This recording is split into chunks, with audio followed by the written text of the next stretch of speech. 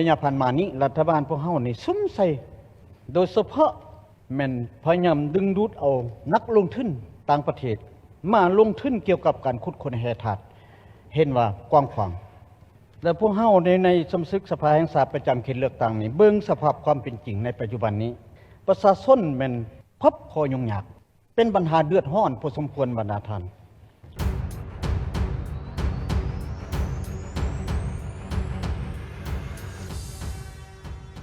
ท่ามกลางปัญหาวิกฤตหนี้สินที่สปป.ลาวได้ประเสริญมาหลายปีปัจจุบันสปป.ลาวแม้นกำลังอยู่ในจุดที่ต้องตัดสินใจข้างประวัติศาสตร์เมื่อทรัพยากรธรรมชาติในเขตป่าสงวนและเขตป่าอนุรักษ์หลายแห่งในขอบเขตทั่วประเทศได้กลายเป็นกุญแจสำคัญในการหาเงินมาใช้หนี้ในวันที่ 18 หาวันที่ 19 ธันวาคม 2025 ที่ผ่านมาอยู่กองประชุมคณะประจำสภาแห่งชาติภายใต้การเป็นประธานของท่านไส้สมพรพงษ์วิหารและภาคส่วนเกี่ยวข้องได้ร่วมกันพิจารณาข้อเสนอ9วาระสำคัญของรัฐบาลเกี่ยวกับโครงการสัมปทานทั้งโครงการสร้างแหล่งผลิตไฟฟ้าและโครงการขุดค้นแร่ธาตุซึ่งวาระที่น่าสนใจและถูกจับตาจากประชาชนหลายที่สุดคือการพิจารณาขอหันเปลี่ยนเอาพื้นที่ป่าสงวนและพื้นป่าอนุรักษ์หลายแห่งในขอบเขตทั่วประเทศเฮ็ดเป็นโครงการสัมปทานขุดค้นแร่ธาตุโครงการที่ว่านั้นแม่นประกอบมี 1. การหันเปลี่ยนเอาพื้นที่ป่าในเขตอุทยานแห่งชาติหน้าไก่น้ำเทินเมืองคำเกิดแขวงบริคำไส้เฮ็ดเป็นโครงการขุดค้นแร่ค่ำ 2. เปลี่ยนพื้นที่ป่าในเขตป่าป้องกันแห่งชาติยอดน้ำเงียบเมืองคุนแขวงเสี้ยงขวางเฮ็ดเป็นโครงการขุดค้นแร่หายากหรือแร่เอิด 3. การหันเปลี่ยนพื้นที่ป่าใหม่ในเขตป่าผลิตแห่งชาติล่องข้าวล่องคันเมืองภูคุนแขวงเสี้ยงขวางเฮ็ดเป็นโครงการขุดค้นแร่ค่ำและแร่ติดพันธุ์ 4. หันเปลี่ยนพื้นที่ป่าผลิตแห่งชาติยอดเยี่ยงผาแดงและเขตป่าป้องกันแห่งชาติซบแป้นห้วยโก้แขวงหัวพันเฮ็ดเป็นโครงการขุดค้นแร่หายาก 5. หันเปลี่ยนพื้นที่ป่าผลิตแห่งชาติน้ำป่าห้วยวี่เมืองซานไส้แขวงอัตตปือเฮ็ดเป็นโครงการขุดค้นแร่เงินและ 6. หันเปลี่ยนพื้นที่ป่าสงวนทุ่อินทินเมืองเฟื่องแขวงเวียงจันทน์เฮ็ดเป็นโครงการขุดค้นถ่านหินซึ่งนี่ถือเป็นความพยายามในการหันเปลี่ยนเอาทรัพยากรมาเป็นทุนเพื่อให้ท่านกับการนำไปสำราญหนี้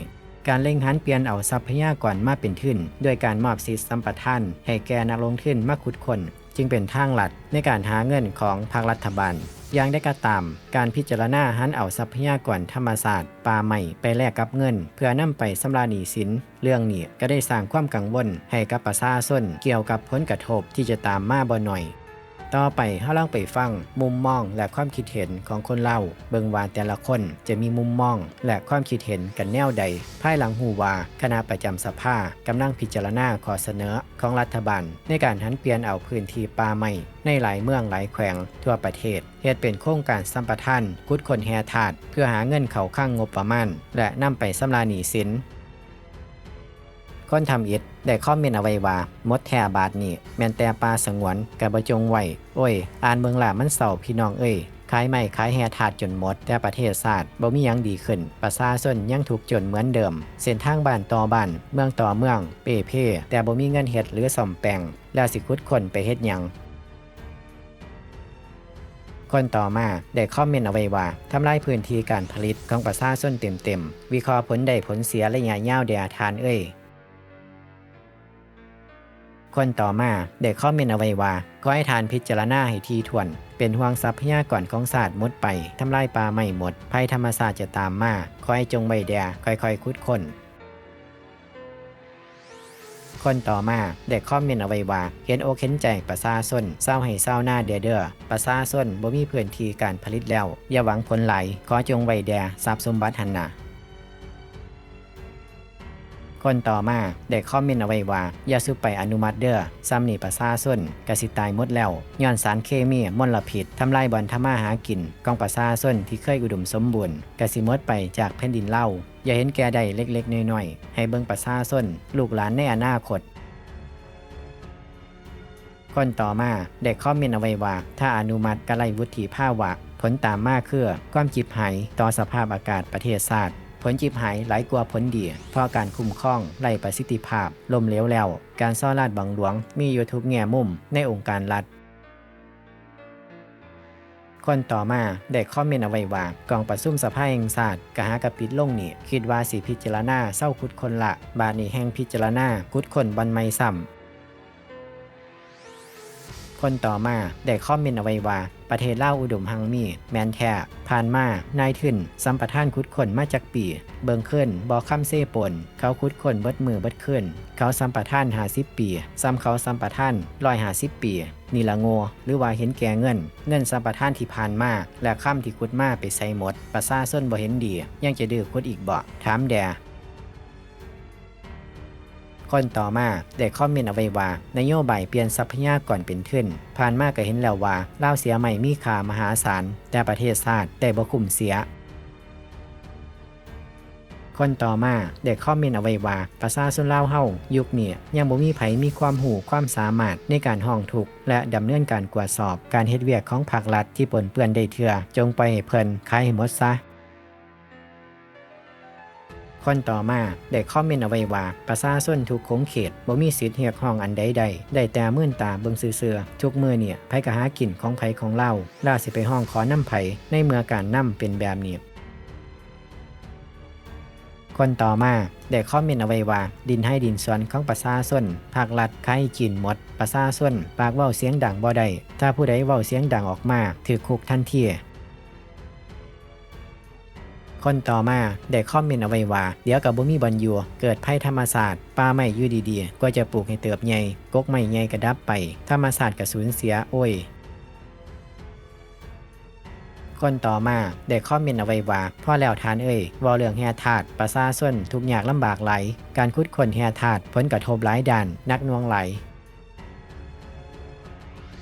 คนต่อมาได้คอมเมนต์เอาไว้ว่าปัญหาที่เป็นบุริมสิทธิ์ของศาสตร์ที่รัฐบาลควรเล็งแก้ไขที่สุดคือการซ่อรัฐบังหลวงซึ่งเป็นรากเหง้าของปัญหาทั้งหมดทั้งปวงนำประเทศก้าวไปสู่รัฐแห่งกฎหมายที่มีความยุติธรรมการหันเอาที่ดินป่าใหม่ไปเฮ็ดโครงการลงทุนบ่อแฮและเขื่อนไฟฟ้าบ่ช่วยแก้ไขปัญหาพอรายได้ส่วนใหญ่ไปตกอยู่ที่คนบ่กี่คนแต่บ่ได้นำมาจ่ายหนี้ของประเทศและซ้ำบ่นำยังสร้างผลกระทบต่อประชาชนและสิ่งแวดล้อมคิดให้ดีรับฟังเสียงของประชาชนแด่พวกท่านเอ้ยคนต่อมาได้คอมเมนต์เอาไว้ว่าทั้งอย่างได้ก็ดีทุกโครงการของรัฐล้วนแล้วแม่นเล็งใส่การพัฒนาเศรษฐกิจของชาติอันนี้ข้าพเจ้าเห็นดีสุดแต่ขอให้มีการตรวจสอบอย่างโปร่งใสโดยการให้ประชาชนในแต่ละท้องถิ่นมีส่วนร่วมบ่แม่นให้พนักงานตรวจสอบกันเองและแบ่งผลประโยชน์กันเองแล้วก็เมื่อไผเมื่อมันสู่มื้อนี้ประชาชนเบื่อหน่ายพนักงานของรัฐขาดความเชื่อถือโดยเฉพาะองค์การเกี่ยวข้องกับกระบวนการยุติธรรมและคอมเมนต์สุดท้ายสำหรับคลิปนี้ได้คอมเมนต์เอาไว้ว่าทานเอ้ยป้าไว้ให้ประชาชนมีความสุขแด่บ่อนใดก็สัมปทานหมดแล้วประชาชนสิอยู่กินแนวใดขุดค้นบ่อนใดก็มีผลกระทบบ่อนนั้นเสียดินดอนตอนหญ้าประชาชนหมดแล้วถ้าทานสิให้ประชาชนมีอยู่มีกินก็ควรเซาสัมปทานได้แล้วระยะผ่านมานี้รัฐบาลพวกเฮานี่ซุ่มใส่โดยเฉพาะพยายามดึงดูดเอานักลงทุนต่างประเทศมาลงทุนเกี่ยวกับการขุดค้นแร่ธาตุเห็นว่ากว้างขวางพวกเฮาสิพยายามแก้ไขเรื่องปัญหาหนี้สินแก้ไขความยุ่งยากของเฮาแต่สุดท้ายไปมาเฮาพบเรื่องปัญหาเดือดร้อนให้ประชาชนแม่นอยู่ทุกข์กินยากปัจจุบันประชาชนดินทำการผลิตของเขานี่นับมือนับหมดไปป่าไม้ก็หมดอันนี้มันถือว่าเขาอยู่ยากอันกินยากนี่มันยากได้อันกินยากนี่ปกติประชาชนอาชีพของเขาอาศัยธรรมศาสตร์เพื่อเลี้ยงชีพแต่ในปัจจุบันนี้มันผ่านการขุดค้นแร่ธาตุนี่บวกน้ำวังป่าที่เขาเคยอาศัยบ่ได้อาศัยปูปลาอยู่ในน้ำเสียหายไปหมดน้ำคุณตลอดจิตใจของประชาชนนี่ขอให้รัฐบาลนี้เห็นว่ามันแนวนี้เลยให้หยุดเศร้าจิตใจเขาอยากเสนอนั้นแล้วอยากให้รัฐบาลหันไปซอกขุดค้นแรงไรครับ